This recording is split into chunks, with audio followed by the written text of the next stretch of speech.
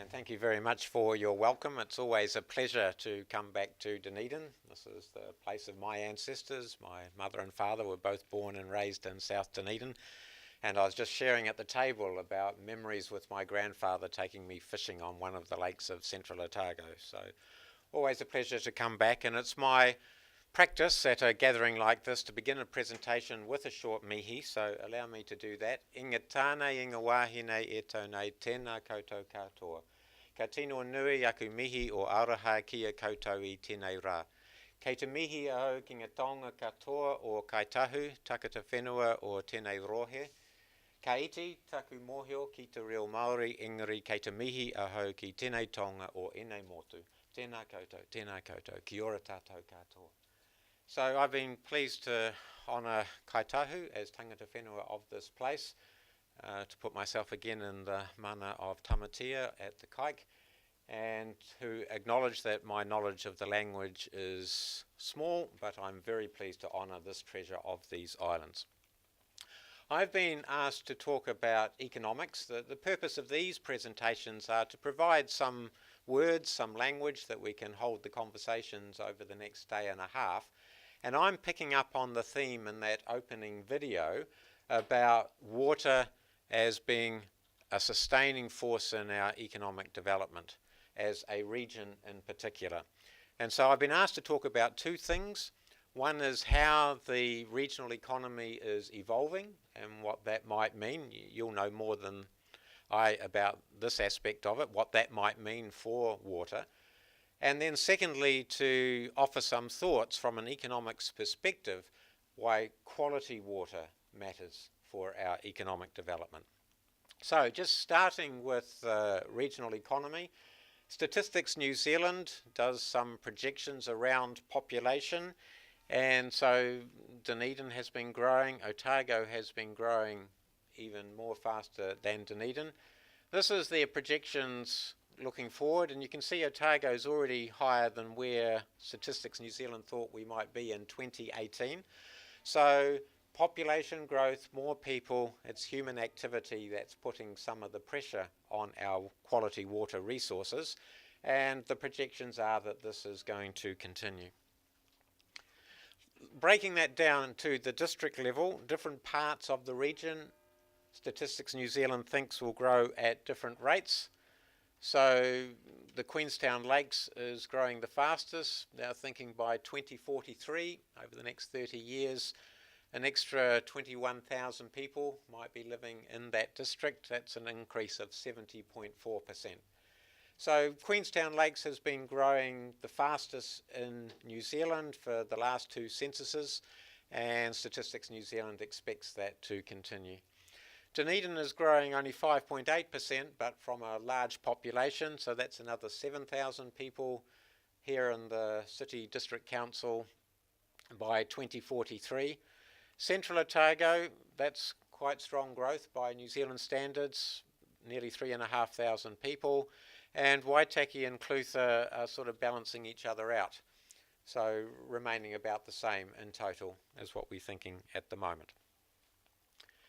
Now, thinking about the economy, economists talk about regional gross domestic product. This is a measure of the market value of what we produce regionally.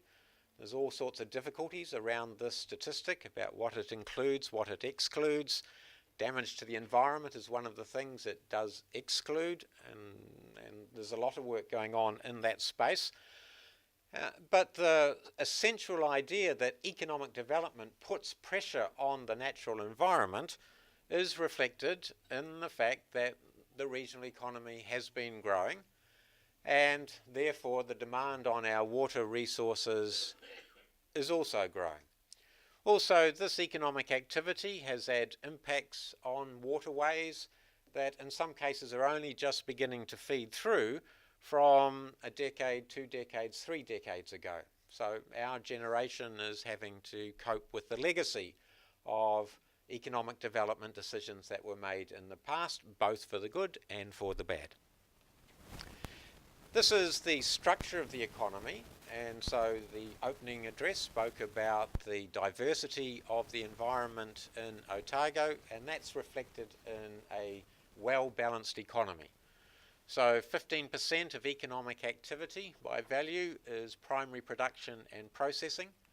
Sometimes people talk about agriculture as if it was only what was grown in the orchards or the vineyards or the farms or the forests, but the processing couldn't be there without the production. The production would have no value without the processing. So bringing these together, 15% is a sizable chunk of the regional economy. Manufacturing and electricity, water, the utilities, 8%. Construction, 12%. This has been growing relatively strongly recently as the new developments in Queenstown, for example, have absorbed construction activities here in the city as well. Trade and hospitality. We don't measure tourism separately in the national accounts. There are satellite accounts that do that, but trade and hospitality is not a bad proxy for the importance of tourism in the local region. Transport and real estate, starting to move over into the services now, again 19%. 17% other services, business services, researchers at the local university, etc., etc., and 9% education and health, based over the whole region. Now, what might that look like in 2043? And you can spend a lot of time thinking about that question, but a relatively simple way is just to take those population projections, and because different parts of the region specialise in different activities, if those population projections came to pass, then what would the economy look like? And so I'm just going to give you that as an insight into what it might look like in 2043. And remember, Waitaki-Clutha stays steady, Central Otago grows, Dunedin grows more in terms of absolute numbers, and Queenstown Lakes grows the most. And so you might be able to guess what that might do. And the first thing to say is it doesn't do much, actually. So this is what we look now in 2013, and using that technique, that's what we might look like in 2043. So there's a little bit of growth in construction and in what I've called tourism, and a little bit of reduction in the primary production and processing and the education and health sector. And that sort of makes sense, that where the primary production is taking place, the population is going to stay relatively static or grow a little bit. Dunedin grow a little bit more, so that's not keeping up with the big growth in Queenstown Lakes, which is driving some of the increase in trade and hospitality. But nevertheless, that starting point of a balanced economy is not going to change much over the next 30 years on this projection. A little bit, but not much. And so there it is in bar charts, so you can see it in one picture. So education and health, these are all growing. The economy is continuing to grow on these projections. But because of the population growth in Queenstown Lakes in particular, this is where the big growth is, relatively speaking. All right, so how does water quality affect some of the thinking around economic development? And one of the issues we have, if I start with primary production, where this debate often begins, but we've already heard about all of the water pressures from urban populations as well, don't want to lose sight of that.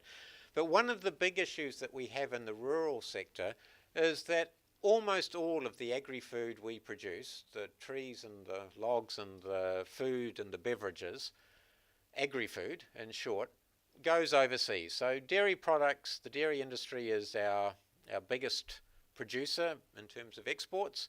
90% of final consumption of dairy products goes overseas.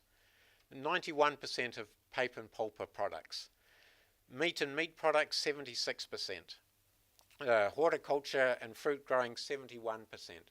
So there is a difference between the people who are purchasing the food and the people who are growing the food in terms of where they are based, overseas and domestic.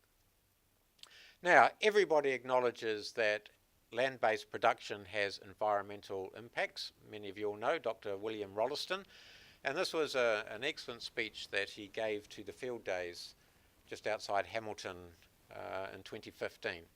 And so he acknowledges the continued development and intensification of agriculture is pushing up against environmental constraints. And he entitled that speech, "The Challenge of Maintaining the Social License to Farm in New Zealand in the 21st Century."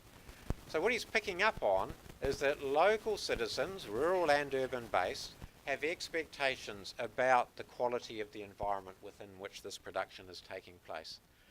And the regional councils are the institutions created by citizens as the mechanism for trying to deliver those sorts of outcomes. So that's from the Otago Regional Council website on behalf of all citizens playing this role of ensuring these unique resources are used in a way that preserves them for future generations. Now that means that the producers are often caught between a rock and a hard place because their customers are overseas.